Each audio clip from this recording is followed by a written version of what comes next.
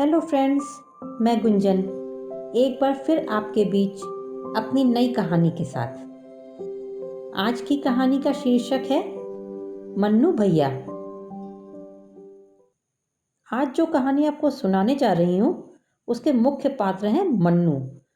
मन्नू मतलब मनीष गुप्ता। इनके पिता राधेश्याम गुप्ता।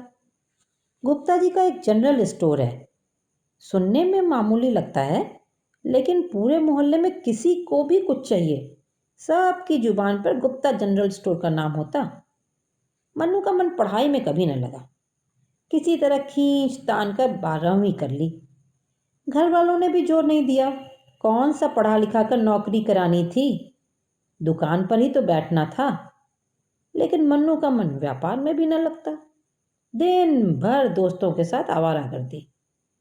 मोहल्ले में सबके चहेते थे, तभी तो मनीष से मन्नू भैया हो गए। राधे श्याम जी बेटे से बहुत परेशान थे। क्या करेगा ये, पढ़ाई में मन लगता नहीं, व्यापार में भी नहीं लगता। शादी की उम्र हो रही है, लड़कपन नहीं जाएगा तो कल को इसके भी बीवी बच्चे होंगे, उनकी जिम्मेदारी कैसे निभाएगा।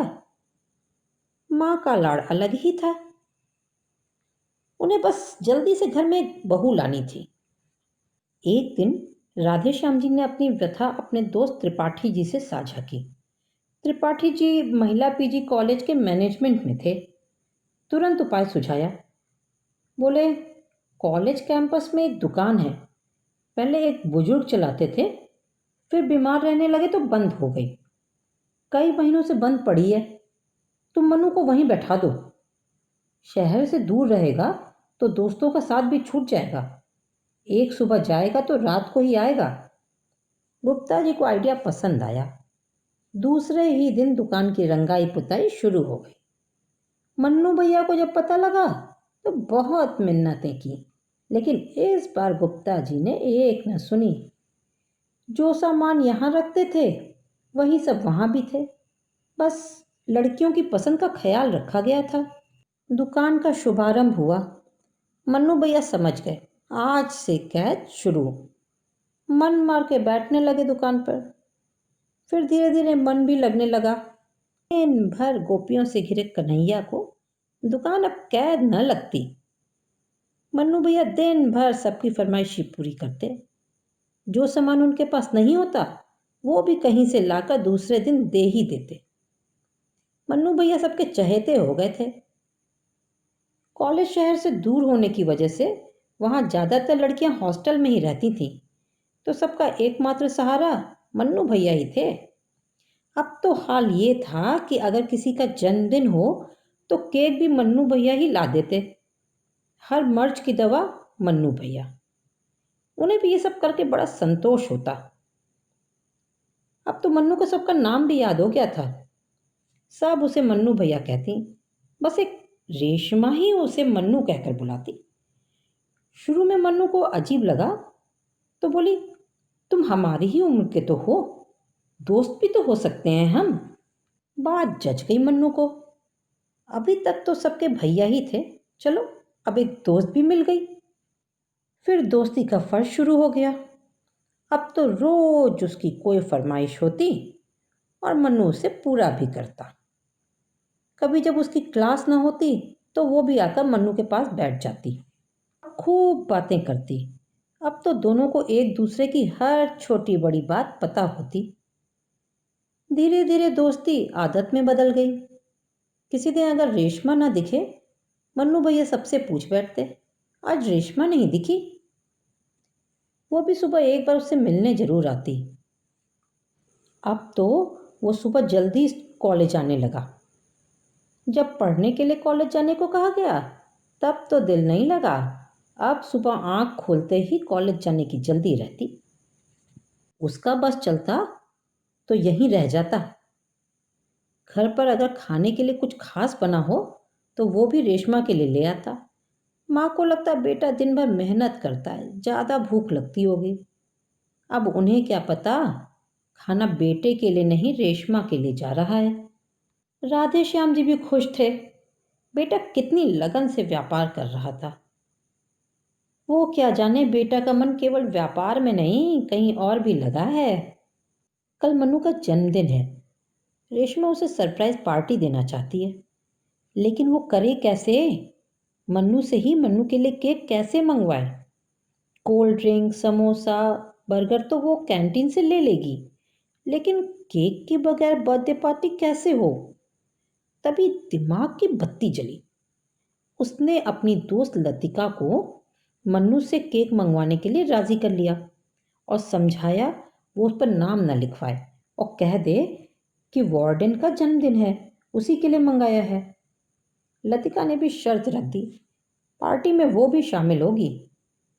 रेशमा को कोई ऐतराज नहीं था। रेशमा को पता था मन्नू को पाइनएप्पल केक पसंद था, तो वही मंगाया गया। अब बात आई पार्टी कहाँ की जाए। हॉस्टल में बुला नहीं सकते, तो मन्नू की दुकान के पीछे एक नीम का पेड़ था। उसके चारों तरफ चबूतरा बना था। सामने खुला मैदान था, वहीं से नीचे ढलान उतरती थी और नदी बहती थी। वहाँ किसी को भी जाना मना था। वहाँ कोई जाता नहीं था तो किसी को भी पार्टी की खबर न होगी। जगह भी तय हो गई। रेशमा और उसकी 4-5 सहेलियों ने देर रात तक जागकर रंगीन कागज से काटकर हैप्पी बर्थडे लिखा। पेड़ पर लटकाने के लिए तिकोने कागज काटे गए, उन पर मन्नू लिखा गया। उस दिन मन्नू भैया कुछ ज़्यादा ही तैयार होकर आए थे। Black jeans, red T shirt. सुबह से जो आता वही पूछता, क्या बात है मन्नू भैया, आज बहुत अच्छे लग रहे हो। वो बस मुस्करा देते। उन्हें पता था बताया नहीं कि फंसे। सब पीछे लग जाएंगी, बैठे बैठाए 2-3 हज़ार की चपत लग जाएगी। अरे कुछ और नहीं तो चॉकलेट तो खिलानी ही पड़ेगी सबको। अब एक दो तो थी नहीं, इसलिए उन्होंने चुप रहने में ही समझदारी दिखाई। सब तारीफ कर रही थी, लेकिन जिससे तारीफ सुनने के लिए बेचैन हो रहे थे उसका आज कहीं पता न था। सबसे पूछ पूछ कर परेशान हो गए, लेकिन कोई खबर नहीं लगी। मन उदास हो गया। शाम को कॉलेज खत्म होने के वक्त लतिका आकर केक ले गई। पूछने पर बोली वार्डन के जन्मदिन की तैयारी में व्यस्त हैं। मन्नू को बहुत गुस्सा आया। उसका जन्मदिन याद नहीं और वार्डन के लिए इतनी तैयारी।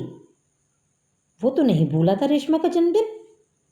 उसकी पसंद का चॉकलेट केक लाया था और तो और माँ से झूठ बोलकर उसकी पसंद की पनीर सैंडविच भी बनवाया था।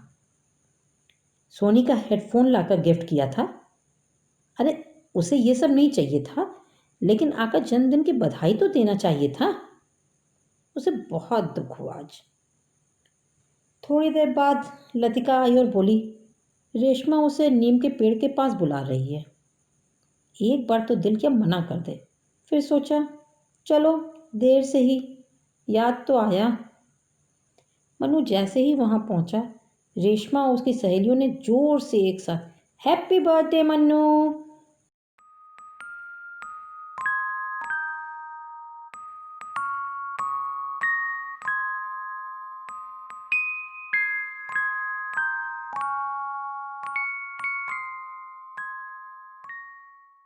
कहा तो वो हैरान रह गया। पार्टी की तैयारी देखकर भावुक हो गया। रेशमा बोली सॉरी मन्नू, तुम्हें सरप्राइज देना चाहती थी, इसीलिए सुबह से तुम्हें मुबारकबाद देने नहीं आई। मन्नू तो पिघल कर मोम हो चुका था। केक खुला तो बोली अब तुम्हें कैसे बताते कि तुम्हारे लिए तुम ही से केक मंगा रहे हैं। तो वार्डन का नाम लेना पड़ा। चलो अब जल्दी केक काटो, हमसे इंतज़ार नहीं हो रहा। कहते हुए रेशमा ने चाकू मन्नू के हाथ में थमा दी। केक कटा। बर्गर, समोसा, कोल्ड ड्रिंक की पार्टी हुई। मन्नू बोला मुझे पता होता तो तुम लोग के लिए चॉकलेट तो ले आता। हाँ तो क्या हो गया, हम कल आकर दुकान पर ले लेंगे। रेशमा बोली तो सब हंसने लगी। मन्नू का दिन जितनी ही उदासी में बीता, शाम उतनी ही खुशनुमा। तभी मन्नू का फ़ोन बजा तो उसे याद आया कि शाम को तो दोस्तों के साथ जाना था। आज के दिन शाम तो दोस्तों के ही नाम होती थी, आज कैसे भूल गया। आज उसकी ज़िंदगी में कुछ स्पेशल हो रहा था जो पहले कभी नहीं हुआ था। उसी समय गार्ड ने इशारा किया कि वार्डन इधर ही आ रही हैं। सब अपना सामान समेट कर मन्नू के को बाय कह के भागी। मन्नू भी बाइक लेकर निकल गया। सारे रास्ते वो रेशमा के बारे में ही सोच रहा था। 2 महीने बाद इम्तिहान शुरू हो जाएंगे। रेशमा का कॉलेज का आखिरी वर्ष है। फिर वो हमेशा के लिए अपने घर चली जाएगी। उससे पहले ही उसे माँ को बताना होगा और रेशमा से भी तो प्यार का इजहार करना होगा। उसे पता था प्यार तो वो भी करती है, लेकिन पहल तो उसे ही करनी होगी। दूसरे दिन सवेरे जब रेशमा दुकान पर आई तो बोली, आज मैं 3-4 दिनों के लिए घर जा रही हूँ। कनाडा वाले भैया आ रहे हैं। मन्नू का दिल किया उसे अभी कह दे कि वो उसे बहुत प्यार करता है। उसे मिले बिना वो कैसे रहेगा, लेकिन चुप रहा। सोचा लौट कर आएगी तब बात करेगा। रेशमा जाते समय उससे मिलते हुए गई। करीब 1 सप्ताह बाद रेशमा आई तो बहुत खुश लग रही थी। आज अलग ही चमक थी उसके चेहरे पर। पीले रंग का सूट, कानों में बड़े बड़े बाले, आज तो माथे पर एक छोटी सी बिंदिया भी चमक रही थी। शिफॉन दुपट्टे को लहराती हुई मन्नू के पास आ बैठी। मोबाइल खोलकर मन्नू के सामने रख दिया। मन्नू के तो होश ही उड़ गए। उसे अपनी आंखों पर विश्वास ही नहीं हो रहा था। जब वो कुछ नहीं बोला तो रेशमा बोली, अरे तुम तो एक ही पर अटक गए, आगे भी तो देखो। तुषार नाम है, एयरफोर्स में है। छुट्टियों में अपने घर आए थे। अब इन लोगों को ज़्यादा छुट्टी तो मिलती नहीं, तो झट से सगाई हो गई। मुझे तो शुरू से ही आर्मी एयरफोर्स वाले बहुत पसंद हैं। तुषार की फ़ोटो देखी मैंने तो मैंने भी झट से हाँ कह दिया। देखो कितने स्मार्ट होते हैं ना ये लोग। कैसा लगा तुम्हें? मनु ने धीरे से कहा, अच्छा है। और मैं, मेरे बारे में कुछ नहीं कहोगे? उसने चहक कर कहा। तो मन्नू का मन किया कह दे, तुम तो मुझे हमेशा से ही बहुत पसंद हो। बस मैंने ही कहने में देर कर दी।